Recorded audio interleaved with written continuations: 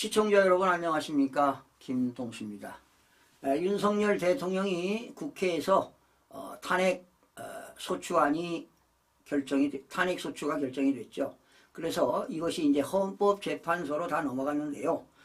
대통령 탄핵이 결정이 되기 위해서는 헌법재판관 9명 중에서 6명이 찬성해야만이 인용으로서 대통령이 옷을 벗게 되는 겁니다.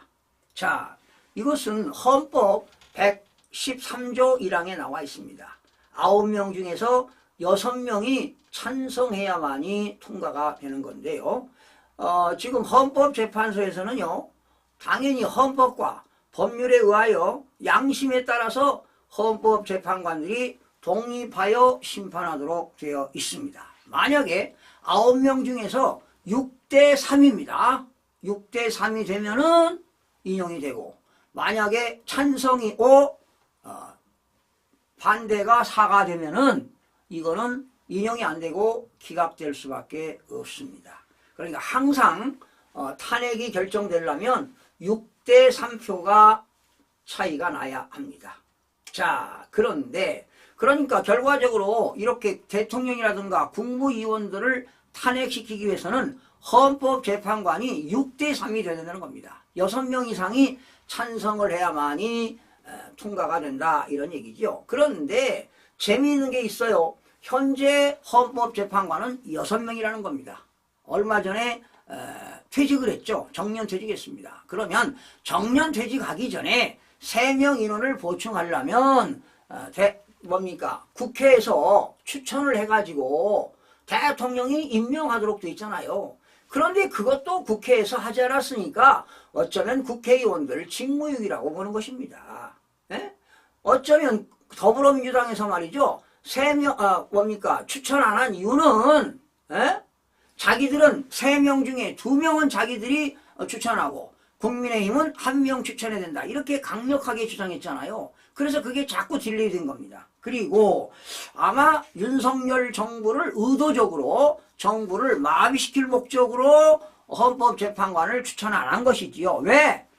체제감사원장도 탄핵시켰죠. 이창수 서울지검장도 탄핵시켰죠. 검사들도 탄핵시켰죠. 또 이진숙 방송통신위원장까지 해서 18명을 탄핵을 시켰습니다. 자, 그러면 탄핵을 시켜놓고 6명 이상이 찬성을 해야만이 탄핵이 결정이 되는 겁니다. 네? 그런데 더불어민주당이 탄핵 심판을 할 수 없도록 만들었습니다. 그러니까 결과적으로 민주당의 꼼수로 스스로 발목을 잡은 것인데요. 지금 헌법재판관 중에는 정현식 재판관, 또 김복형 재판관도 우파 성향의 재판관으로 지금 보고 있는데요. 만약에 현재 상황 6명 중에서 탄핵 심판이 결정된다면 6명이 다 찬성해야 돼요. 그런데 만약에 2표, 1표가 찬성이 안 됐다, 부결시켰다, 그렇게 되면은 윤석열 대통령은 기각당하게 되면 다시 대통령직으로 복귀할 수가 있다는 것입니다. 그런데 지금 헌법재판소 권한대행이 문형배 헌법재판소장 권한대행 아닙니까? 지난 11월입니다. 지난 11월 14일 이진숙 방송통신위원장에 대한 탄핵 심판에서 말이죠, 더불어민주당 정청래 의원을 호되게 문형배 헌법재판소장 권한대행이 질책한 바도 있습니다. 왜 질책을 했느냐? 야, 국회 법사위원회에서 말이야, 정청래 의원이 법사위원장 아닙니까? 의도적으로 시간을 끌어가지고 헌법재판소의 재판관들 농락한 거 아니냐? 왜 추천 안 하느냐 말이야. 추천을 해야만이 대통령이 임명할 거 아니냐? 그래서 추대에 대한 분노를 제기한 재판관이기도 합니다. 그래서 결과적으로 문형배 재판관도 탄핵을 기각시키지 않을까, 이런 생각도 들어갑니다. 자, 이런 상황에서 지금 더불어민주당은 발등에 불이 떨어졌습니다. 그래서 부랴부랴 지금 더불어민주당에서는 2명을 추천했는데요. 마은혁 추천했습니다. 마은혁 씨는 사법연수원 29기입니다. 서울 서부지방법원 원장을 지냈고요. 그리고 또 추천한 분이 정계선 씨. 정계선 씨는 서울지방법원 부장판사 출신인데 사법연수원 27기입니다. 이렇게 두 사람의 좌파 성향 있는 판사를 추천했고요. 국민의힘에서는 조한창 18기 사법연수원 18기 선배죠. 이 변호사를 추천을 했는데요. 이미 제가 볼 때는 늦은 거 아닙니까? 추천을 하더라도 대통령이 임명해야 되는데 대통령이 임명해야 됩니다. 헌법 111조 2항입니다. 111조 2항에서는 헌법재판관 임명은 대통령만이 할 수 있습니다, 여러분. 지금 한덕수 국무총리는 권한대행입니다.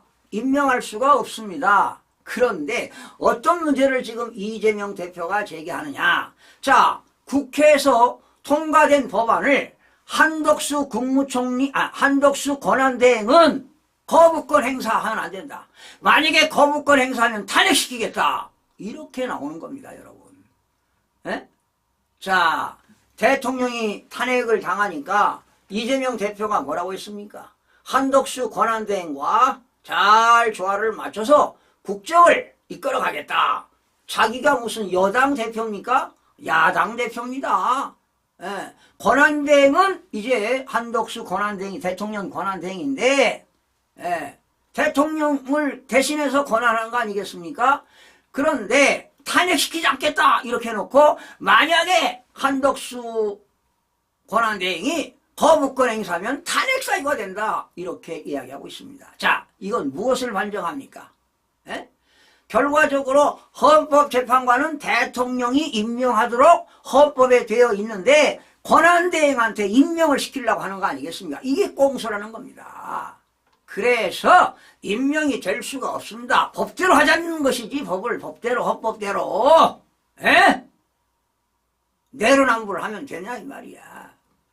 그래서 지금 임명은 대통령만이 할 수 있으니까 헌법재판소에서 헌법재판관은 6명이기 때문에 한 명이라도 반대하면 윤석열 대통령은 기각당한다는 것입니다, 여러분. 그러면 대통령으로 다시 복귀할 수가 있다 이런 얘기입니다, 여러분.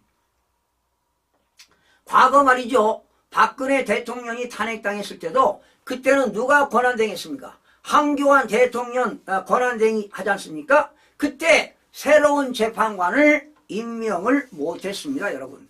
그 당시 8명이었죠. 1명 임명을 못했어요. 그래서 9명이 아닌 8명이 결과적으로 탄핵 심판을 한 거 아니겠습니까? 자, 이제 윤석열 대통령 헌법재판소에서 재판관들이 탄핵하는 것은 게임이 끝난 것 아니냐 이런 생각이 들어갑니다. 결국 윤석열 대통령은 헌법재판소 탄핵 심판에서 무조건 승리하지 않을까 이런 예상도 해봅니다. 그렇다면 윤석열 대통령은 용감하게 다시 대통령직에 수행할 수 있을 거라고 봅니다. 여러분, 사필 규정입니다. 시청해주신 여러분 고맙습니다.